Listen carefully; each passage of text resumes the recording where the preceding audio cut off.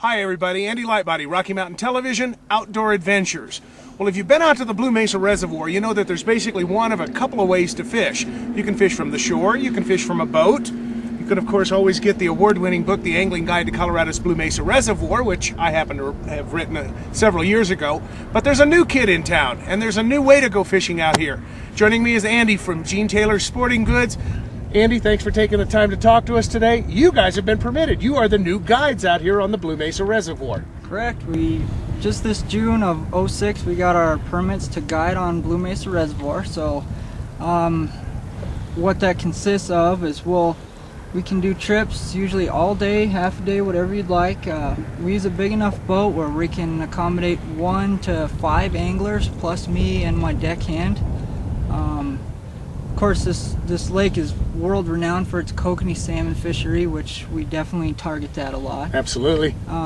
Also, it's known for big lake trout too, and that's kind of our specialty. We like to take people out that want to go lake trout fishing, and especially in the summer, it's something that you have to have a boat to do, and we're definitely available to do that. And you've got some Cannon downriggers. Obviously, you've got the state-of-the-art Lowrance fish finders and things like that. Mm-hmm. I understand you've boated a few nice ones. We have. We've already caught quite a few big ones in like the month of July, and even early in August we've been catching some in the 20-pound range, and it's been great. It's fun to come out in the middle of the summer. We're fishing in like 150 feet of water, which is it's hard to do unless you have the right equipment. And we set this boat up to where if you want to catch a trophy fish, we can do it. You don't have to learn all about the lake. They can come to you, and you can pretty well put them onto the fish at the time when they're here. Yeah, we're set up with all the equipment. You just show up, and we'll take you out. We provide stuff to drink, stuff to eat, but usually the fishing's so good you never get to eat. Break my heart if you don't have time to have a sandwich or a soda pop, huh? Right. Well, we're out here today fishing for kokanee salmon on Blue Mesa. What we're going to do is we're going to try and get 6 rods out. The first one I'm going to put down is the downrigger. What we're trolling with is just basically brightly colored spinners, spoons. There's a lot of new lures out there we're going to try today too, called kokanee killers. They have a little E-chip. Supposed to be the hot new thing on the market, so we're going to give it a shot. I like to use little dodgers on there, a little bit of extra flash. Tie that in there, about a 3-foot leader to whatever lure you decide to use there.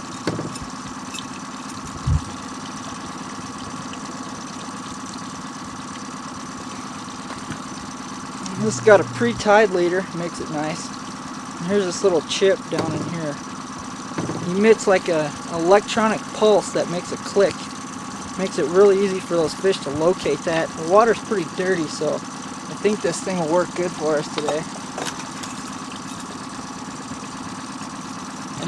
Fishing anything on a downrigger, you wanna get your lures pretty far behind the boat. About as far as a guy can cast is how far behind your downrigger ball you usually want your lures to be. So I'll let it out quite a ways here, and then I'll show you how we hook it on. What we've got is like basically a big heavy weight that pulls your line straight down back behind the boat.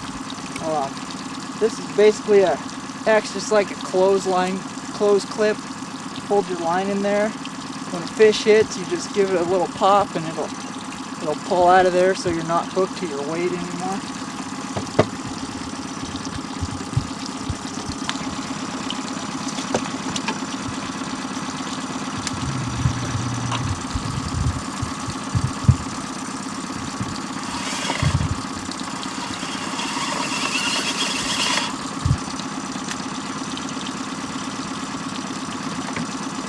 And what you want to do, you like to use pretty long, pretty limber rods. And what you do is you reel down where it's got a real good bend in your rod. That way if a fish hits it hard enough to pull itself out of the release, that rod will pick up all the slack and you won't lose it on a slack line.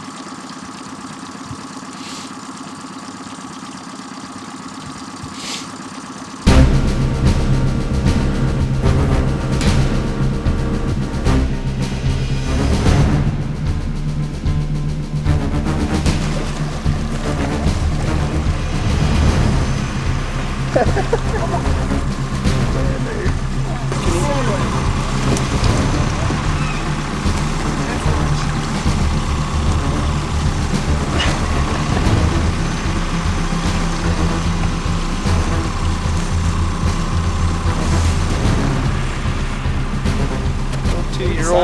kokanee salmon.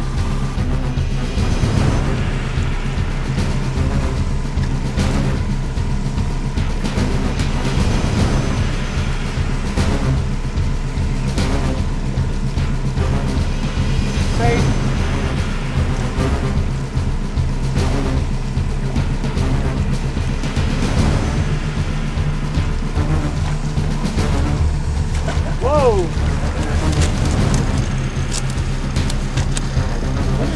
Nice 4x4 kokanee.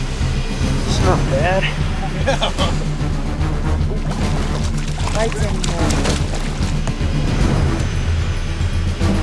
Red worm and a nitro jelly. Right into the camera. There you go, Cat. Whoa! Oh my goodness.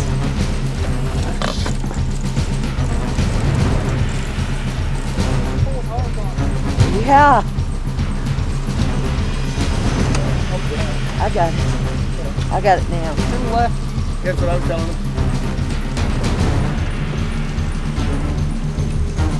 Pull out a little bit.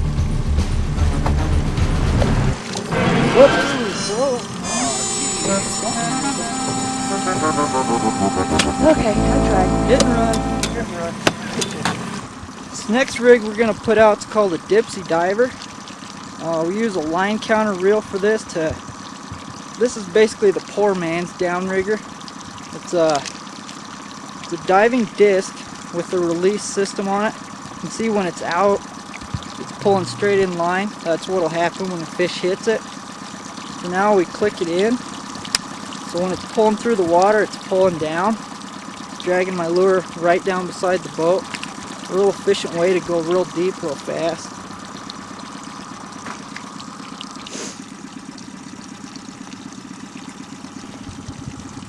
Try some different colors.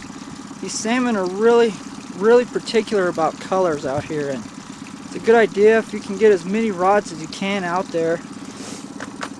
When you first start out, set them all at different depths, all with different colors, and by about the first few hours you'll start getting fish pretty consistently on either one color or one depth. Then you can go to switching everything basically around to all the same, basically the same setup, and then that'll really get you dialed into what you need that day. And they do change about every day. They're not real consistent. Every day is a different color, it seems like.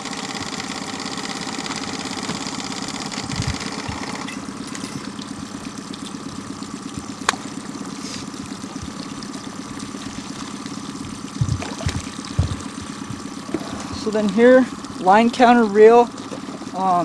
These things will come with a chart that you can adjust for how fast you're trolling and what pound line you have. My line counter says I'm down about 25 feet. I'll look at my chart. My actual depth will be about 18 feet. So that's probably where I'll set this one at today, and it makes it really easy to duplicate exactly where you've been, and helps you catch more fish that way.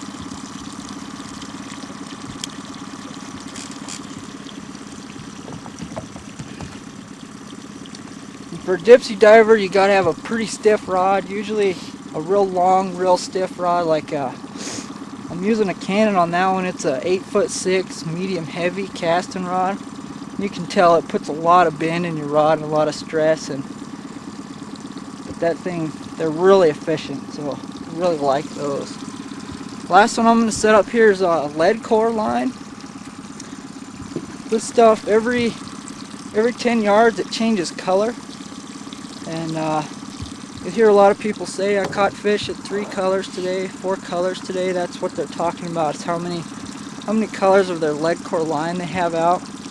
And it actually has lead inside of a braided core.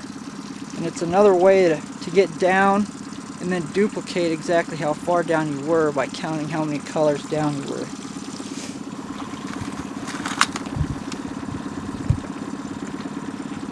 I'm gonna change this one up a little bit. Just a spinner by itself sometimes is all you need.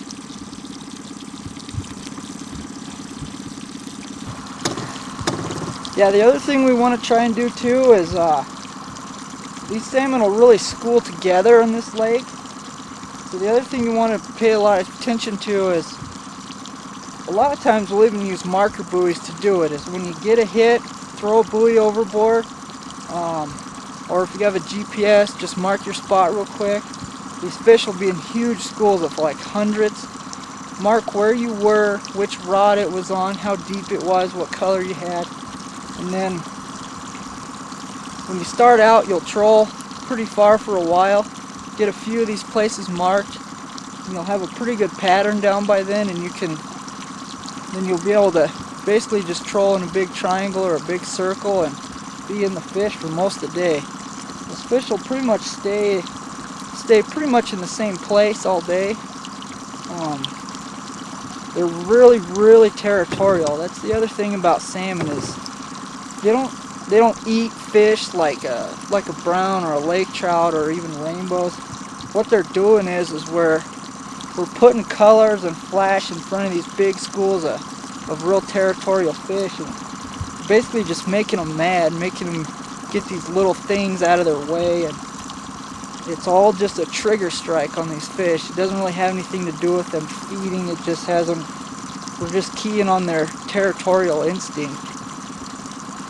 So along with that, you usually want to troll pretty fast, usually faster than you would for any other kind of species. We like somewhere between 2 and 3 miles an hour usually, which is pretty fast compared to the other species that we troll for out here. But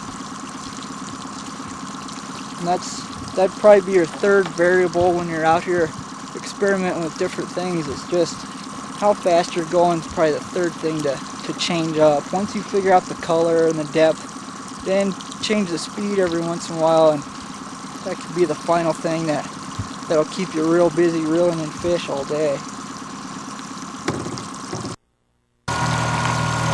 You able to run a net for me? Jeff's coming to you.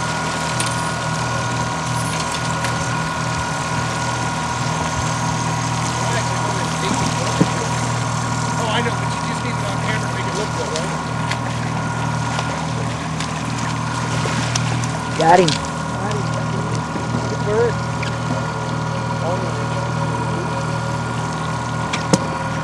A 4-year-old there.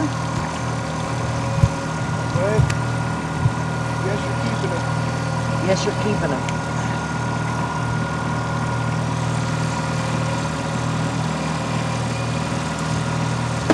Here. I will.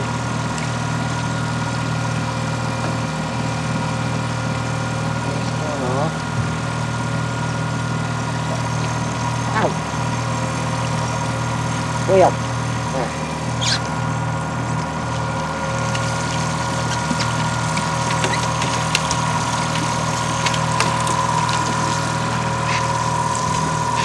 Nice 4-year-old salmon there. Going in the well.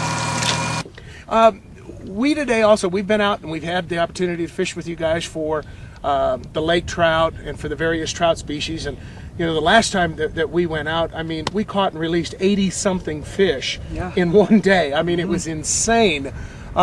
Today we're going to do a little something different, and that we're going to head out and we're going to go for perch. Now, perch have only been here in this waters for what? Well, they say the first one on record was in '91, but there really weren't any in number until about 4 years ago. We really started to see them. You'd catch them by accident trolling for salmon, and everybody's like, huh, What's that? what's that? You know, and in fact, there was a guy that caught one that would have been the state record had he known what it was before the fact and not gutted it to eat it.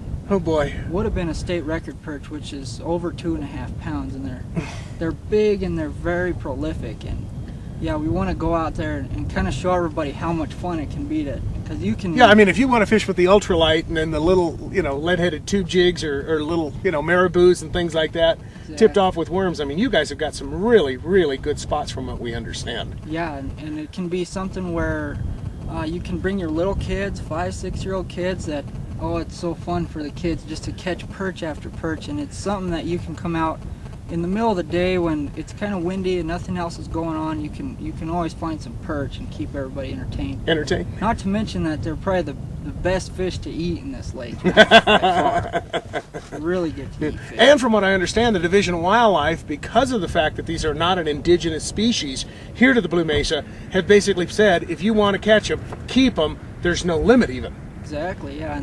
And you can tell there's every fish you catch in this lake now they're keyed on perch, and that tells you how many there is in this lake. And they were illegally introduced here, and like you say, the division doesn't want them in here, and so you can keep as many as you want. And you know, sometimes you can easily overload your cooler, and then you're in for hours of work, but it's a lot of fun. And some mighty good eating. You got one. Yeah, babe.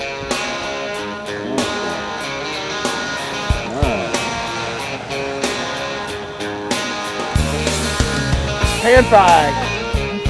Hey, that's got one.